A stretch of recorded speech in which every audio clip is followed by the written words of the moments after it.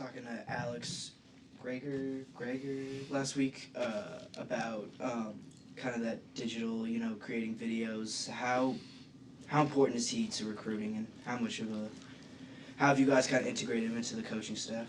Yeah, it's big. Um, it's something that I learned about when I was at Duke. I saw the power of it, the power of social media, and having someone that really understands that platform and that can put out good content. Videos, someone that can control your social media with tweets, someone that can help you with graphics for recruiting specifically. Just as important, someone that has ideas. I think one of the things that really good programs have, or they have people within the program that are constantly thinking and trying to figure out ways to get better, trying to figure out what's the latest thing. And if you're fortunate enough and you work at a place that has an athletic department that has the means where you can do some of the new things that are out or kind of keep up, then you're lucky. And so when I took this job, it was important for me to be able to hire someone in that position. And Alex has been great for us. I feel like he's part of our staff. He's very instrumental in helping us with recruiting, off the road recruiting. As far as graphics, different things like that, but also when kids come to campus. Was that new for you at Duke? Were you a little wary of having to use? Yeah, it was new to me. I'm one of these people that I didn't really understand social media. I wasn't really on it, um, and I understood. I learned about the power of it there, and uh, the importance of it in what we do. As I took over this program, there was a certain image of the program that was out there. We wanted to try to control that inside. And so the content that we were able to create was all trying to change that image. And it was all for recruiting. It was all to try to get young people excited about our program and about the direction that we're going, not where we've been or just coming off of, but new, fresh, exciting, endless possibilities. Certainly, we wanted to show some of our past, but talk about the future and what we're trying to do. And so they were very helpful. Um, Cody first, and then now Alex, and very instrumental. I shouldn't say just helpful, but incredibly instrumental in helping us do that.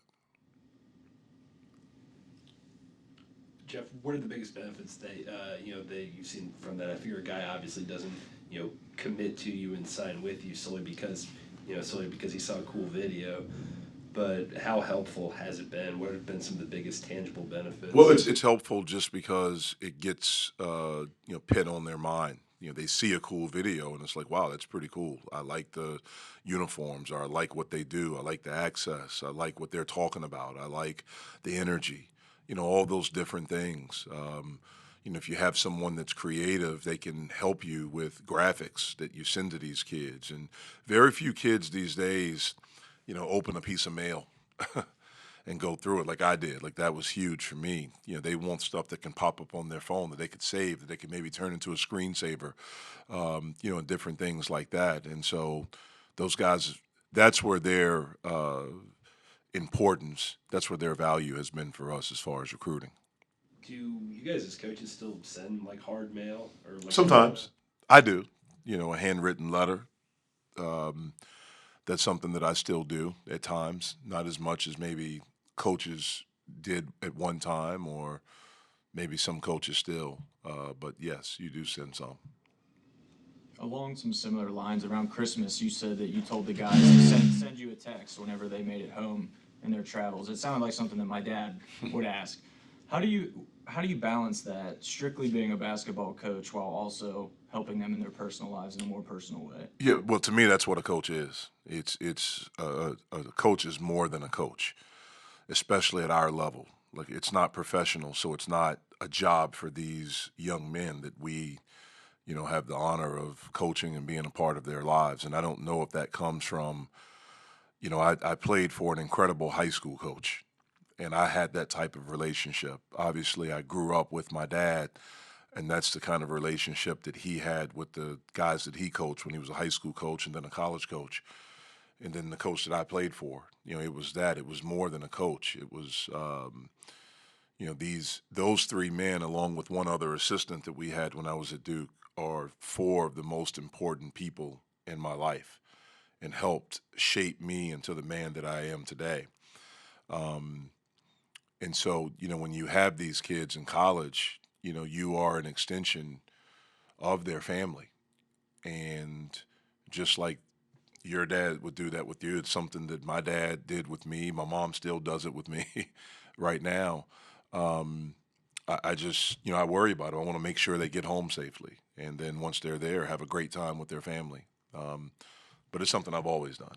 I don't know if it's just habit or what. Sure. How do you know where to draw the line? Like, when does it become too intrusive on their personal life? Well, you know, the one thing that I tell each one of them, and I tell the parents, like, I'm not trying to be your parent. That's not my job. I'm your coach, but I'm here for you for whatever you feel comfortable talking to me about. Um, there's some kids that feel very comfortable and need, you know, to talk about different things. There's some that don't. I'm not trying to be their parent. I'm not trying to be their dad. I'm not trying to be their fathers. But I am, you know, a person that I hope, you know, 10, 15 years from now, they can look back and say, hey, I learned a lot and way more than basketball from coach. I can tell you the men that I played for, those three guys, you know, that I talked about, my dad, I never played for my dad, but I learned more about life than I did about basketball. And I learned a lot about basketball, but I learned more about life and how to be a man. And that's what I hope to do. I feel like that's maybe more important now than it used to be, considering you got kids enrolling at 17. You've got these big decisions that these kids have to make about, you know, one and dones, or the NBA being a thing that, you know, now 18, 19 years old, that's a possibility for Yeah, these I don't think it's more. I think it's equally. I think, you know, problems are problems, situations are situations. You know, there were different situations back then, or problems, or whatever you want to call it, issues. Um, you know, when you are a 17, 18-year-old kid, you hope that you have people in your life that can help guide you. And, you know, hopefully you're someone that you have the ability to trust someone, and you have the ability to let people in your life. You know, these young people go through a lot. They've been through a lot. One of the things I've learned in coaching, even as a player, because you see different things, you see people from different backgrounds.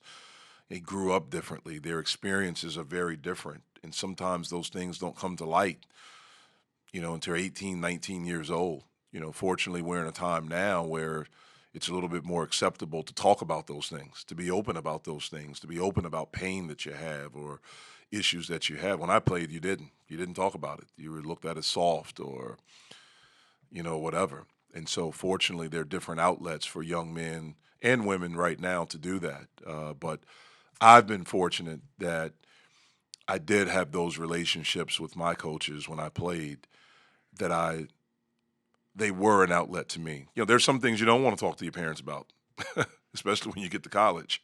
And you know, I want to be an outlet for those kids if they choose to use it.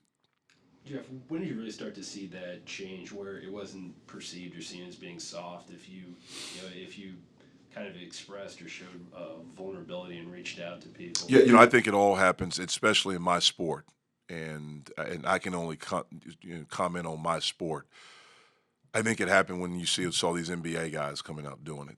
You know, with young people, man, they really follow these NBA guys. And when you think, you know, I think maybe Kevin Love was the first to come out, and then DeRozan, and then some others have come out since then. But I think once those guys did it and they weren't looked at as, you know, whatever, I think it made it a little bit easier for people to talk about it. There's not the stigma that it maybe once was, which is a great thing.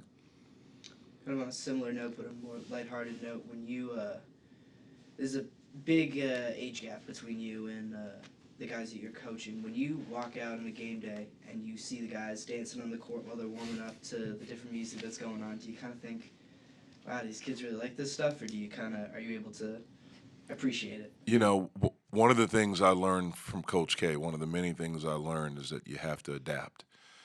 And it's never about you, it's about them. You want to be in their moment. And it is different. It is very, very different. But you have to adapt. You know, it's not my place to now if it gets out of line, then I'll say something. And it may not be the way that I would prepare for a game or something that I would have done back when I played or maybe that my coach would have allowed us to do. Um, but you have to adjust and you have to, you know, what I try to do is teach them and let them know, okay, if you do this, then you understand if this happens, then this could be used against you. You know, and so trying to get them to understand the consequences of every action, of everything that they do, and that's life. I mean, every choice that you make, there's something, whether good or bad, but there's something. There's a consequence. There's a reward, whatever it is, and so just trying to get them to think and make, you know, smart decisions. But you know, the dancing part is interesting to me. All that stuff that happens and the music and all this stuff. It's interesting, but I'm sure Coach thought that about me when I played. I'm the same age, I think, right around now that I was. I'm the same age now that Coach K was when he coached me, I think, or right or close to it. So I'm pretty sure some of the stuff we were listening to when he walked into the locker room and heard some of the stuff we were listening to or some of the stuff we were doing that he's probably thinking like, you know, man, at West Point we never did this, or when I played for Coach Knight, or you know, man, Dawkins and those guys didn't do this. So it's different, but you have to adapt. Is there anything these days that they listen to that you like to listen to too? Some I mean, there's some. There's some. I've gotten into the baby, Roddy Rich. I like that. Um, you know, our guys are interesting. They'll listen to some of the stuff from like the '90s too, and so that's been you know pretty cool to kind of share that experience with them. I feel like probably going on like 30, about like 30 plus years now of it being a big genre. Would you say Coach K's probably adapted to being a hip hop fan at all? You know what? He listens to it. He listens to some, not all, but there's some that he does. I mean, he's amazing. I mean, he really is. Just how you know I marveled, especially when I went back. I didn't realize all these things when I played. I mean, because I was into me and I was into us and what we were trying to do. You don't see it from a coach's eyes, but um, you know, you look at it, man, from the '80s until now, and all the different changes that he's seen, and how he's still able, with all he's accomplished, to still have the desire to want to be in an 18-year-old's moment and to share that moment and to get outside of himself. It's pretty remarkable. It's what makes him incredibly special and very unique.